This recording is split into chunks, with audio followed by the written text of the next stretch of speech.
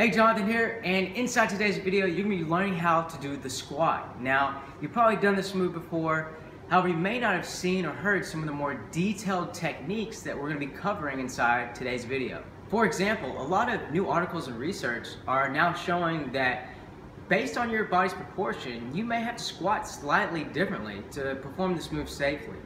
Even the length of your femur can play a big difference in how you're going to be squatting. Also, for calisthenics landings, you're going to be performing a slightly different form and technique with the squat that you're going to be learning inside this video. Now, I have to emphasize how important this squat technique is going to be for you. Whether you're a beginner or you're a more advanced athlete, you're going to be using this movement a lot, either through your workouts or just through daily activities. And the last thing you want to do is develop a bad habit with this very important technique, because this can lead to serious injuries. You can have irreversible damage to your spinal cord, you can have herniated disc, you can have issues with your knee joints, so it can lead to a lot of problems down the road, especially if you plan to add on weights or do more advanced calisthenic movements using this technique. So this one's going to be a really important one to get down. Alright, now we're going to go outside and head to the park, but first, I know some of you have asked questions about, this place is like nothing over here. We're actually renting an Airbnb. We're still in Thailand, and we actually just got back going to a trip to Laos, and we picked up something pretty crazy here. I don't know if you can see this very well, but this is a little foreshadowing. So if you watch the end of this video, it's a foreshadowing for this, and you'll see later. So the first thing is our stance. So with our stance, we're going to be either at shoulder width or slightly wider, and we're going to turn our feet out just a little bit, have a little bit of turnout. So that way, this is going to do two things. One, it's going to give us more control, and also it's going to help us go deeper into the squat by having that slight turnout. And so we're going to have about a 30-degree at the most turnout. We want to make sure that we're balanced here. So we're not going to have too much weight in the toes, and we're not going to be too far back on the heels. We want to feel a lot of strength right here. We pretty much want the weight to be centered in the feet. And we want to hold this position. We want to feel this balance during the whole squat. Now, with our back, we want a neutral spine. So we want to have a relaxed spine, but stand tall. You want to imagine your head reaching as high as it can towards the ceiling, almost like you have a stick going through your body, and you want to be nice and straight. You want your head looking forward, and with your eyes, you want to find something in front of you that you're going to be looking at the whole time you do this. So that way your head doesn't turn down or look up too much as you're doing the squat. You want to have a nice neutral spine. This is how it's going to make it safer and easier and have good technique. Now, as we initiate into the squat, the first thing we're going to do is we're going to push the hips back. We don't want to start bending the knees. If we start bending the knees first, we're already screwing up the form, and we're shifting our balance too much forward. What we want to do is begin by putting the hips back, almost like we're sitting down in a chair. So we're going to push the hips back. With our spine, we're going to keep it neutral. We don't want to arch over like this, and we don't want to lean back too far. Now for this, as we start going to this, I really want to break down this technique. So what I'm going to do is I'm going to take off my shirt so you can really see the lines here. And then I'm also going to lift up here, lift up my pants, get things going. Alright, so now you can really see the technique with the spine. So as we shift the hips back, we want to keep this portion right here. This is probably the portion that people have the most trouble with, especially as we get deeper in the squat. So think about this lower back. You want to almost think about like you're sticking your butt out as you sit back. And keep this form and technique. Now as we go down and start to bend, we're going to bend with the knees.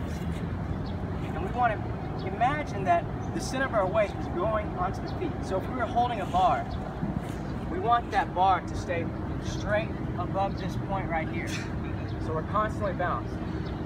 So as we squat down, the knees, we don't want them to go in. So as we squat down, we don't want the knees to turn in. This is a very weak point. We can injure our knees pretty bad. We want them to push out. So almost think about pushing them out to the outside and to follow the track of our toes, so to go over the toes. So most people can do this and reach about this point perfectly fine. Where people run into the most problems, and where we usually see the most problems, is as we go deeper into the squat. So as we go deeper, we want to make sure that we keep our back in this position. We don't want to start curving. If we start curving under, we're putting a lot of strain onto our spine. And this is where a lot of injuries occur, where we can get a herniated disc and things like that.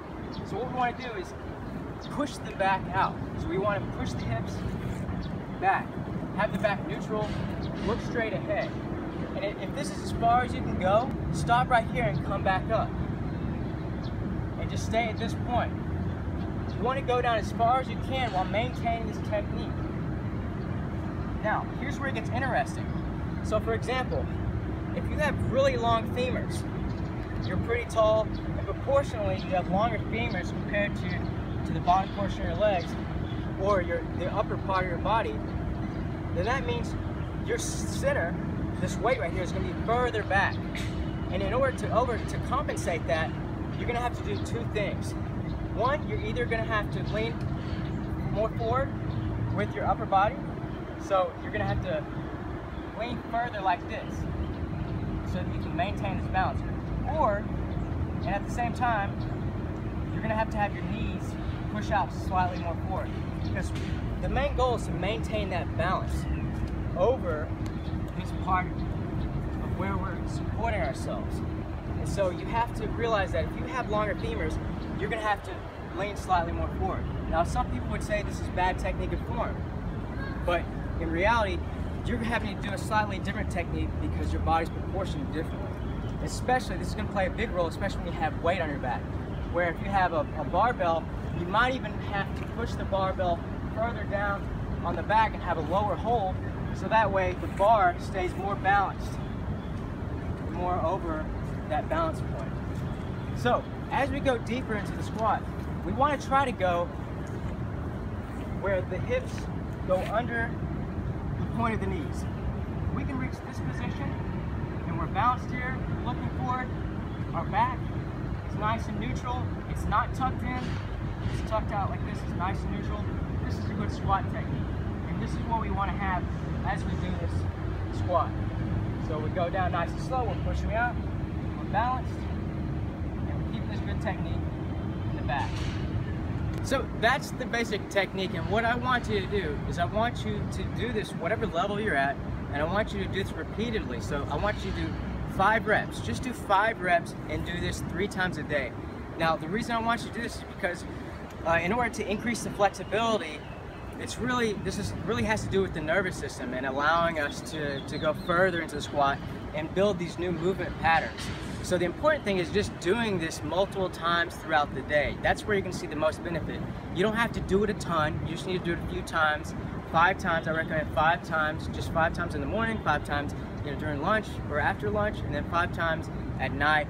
If you do that, you're going to see a dramatic increase in your flexibility, mobility with your squat. Now, the benefits of doing this is you're going to build more flexibility and mobility in your ankles, a big time in your hips, and you're going to build a stronger core, stronger legs, and most importantly, you're going to build a really strong movement pattern. So this movement pattern that we're going to take into calisthenics, or you can take into weighted squats, and really a movement that you're going to be using a lot. So because if you get this technique right, you're not going to have to worry about injuring, really bad spinal injuries and things like that by having improper techniques. So this is a really big one because we use this movement a lot throughout the day and through other sports and disciplines. Now, as we go into calisthenics and we're doing jumps, so if we're going into parkour and things like that, the technique is going to be slightly different. Meaning, when we land and jump, we're going to have to land on the balls of the feet. So we can't land flat-footed. If we land flat-footed, all that weight is going to go into our knees, into our spine. And that's how we can injure ourselves if we're landing like that. So with the landing, it's going to be slightly different. We're going to use the same techniques after we land, but for the initial landing, we're going to be leaned slightly more forward. We're going to land just right on the balls of the feet, so right at this portion of the foot, so that we can use our ankles as a shock absorber to absorb the landing. So when we jump and land, we're going to be absorbing with the ankle joint, and then once we absorb, it's important that we then go back into that squat technique that we learned. So we went in, and we're going back into that squat technique. And as we get more advanced, say if we're doing pretty big drops, we have to take a safety drop, then what we're gonna do is do the same thing, but have our hands come down to support our weight even more. So this is like an extra safety. And this is really important if you go into more advanced landings for obstacle course races or parkour and things like that. All right, there's one thing I wanted to add on that I didn't really touch on. So with the hands, when you're doing your bodyweight squat, you're doing it 3 times a day, what I want you to do is just keep the hands in a ready position close to your body. This is going to be good for whether if we're transitioning into a weighted squat or if we're going into the landing where we're going to be using the hands to drop down. It's just good to be in this ready position. So when we're doing our squat, just keep them in a nice ready position here. So we have a lot of play with our movement. Now, this was just the bodyweight squat. It's a great exercise, but if you're wanting to build full body strength or you want to cut some unwanted weight, you want to get a nice looking six-pack, then I recommend you jump into one of our first workouts. It's a full body workout, and this is where we start to teach you our RPF4 method. So this is a method for in-home bodyweight training to build the lean body of an athlete. Now, you haven't seen Thomas yet, so I'm gonna switch around. He's got something to add on. Yeah, I got something special for you. First though, when you were watching that video, I don't know if you thought what I thought when John took off his shirt. I thought, man, that's a pasty ginger. So make sure to like and subscribe for pasty gingerness. Also, we're leaving you something here. You know, our hardcore subscribers, you stayed till the very end. Make sure to check out this little bit of Fear Factor we shot in Chiang Mai. You know, we're big fans of the show Fear Factor. You know, it was on a long time ago, so we thought we'd try some of that out. We got some bugs, and we're eating them actually. So it's pretty bad, but you'll like it, and we'll see you in the next video. All right, so